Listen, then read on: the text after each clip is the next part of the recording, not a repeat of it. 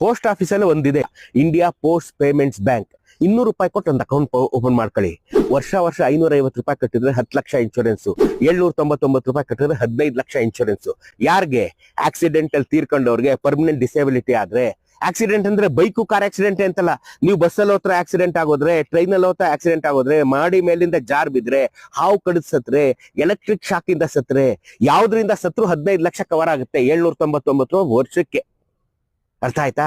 ಅದಾದ್ಮೇಲೆ ನಿಮ್ಗೆ accidental reimbursement ಇದೆ. ಬೈಕ್ ಆಕ್ಸಿಡೆಂಟ್, ಕಾರ್ ಆಕ್ಸಿಡೆಂಟ್ ಆಯ್ತು, 1 ಲಕ್ಷದೊಳಗಡೆ ನೀವು ಅದನ್ನ ರೀಇಂಬರ್ಸ್ ಕ್ಲೇಮ್ ಮಾಡ್ಕೋಬಹುದು. ನೀವು ಸಣ್ಣ ಪುಟ್ಟ ಆಕ್ಸಿಡೆಂಟ್ ಆಗಿ ನೀವು ಅದನ್ನ ನೀವು ಹಾಸ್ಪಿಟಲ್ ಟ್ರೀಟ್ಮೆಂಟ್ ತಗೊಂಡಿದ್ರೆ 1 ಲಕ್ಷದೊಳಗಡೆ ನೀವು ಕ್ಲೇಮ್ ಮಾಡ್ಕೋಬಹುದು. 799 ರೂಪಾಯಿ ವರ್ಷಕ್ಕೆ 15 ಲಕ್ಷ ಕವರ್ ಆಗೋಗುತ್ತೆ. 15 ಲಕ್ಷ ಕವರ್ ಆಗುತ್ತೆ. ಬೇಡ ಅಂದ್ರೆ 550 ರೂಪಾಯಿ ವರ್ಷ ಕಟ್ಟಿದ್ರೆ 10 ಲಕ್ಷ ನಿಮಗೆ ಕವರ್ ಆಗುತ್ತೆ. ನೀವು ಅದನ್ನ ಬ್ಯಾಂಕಲ್ಲೇ, ಪೋಸ್ಟ್ ಆಫೀಸಲ್ಲೇ ನೀವು ಇಟ್ಬಿಟ್ಟಿದ್ರೆ ಅವರೇ ಡಿಡಕ್ಟ್ ಮಾಡ್ಕೊತಾ ಇರ್ತಾರೆ. ವರ್ಷಕ್ಕೆ 550 ರೀ, ವರ್ಷಕ್ಕೆ 799.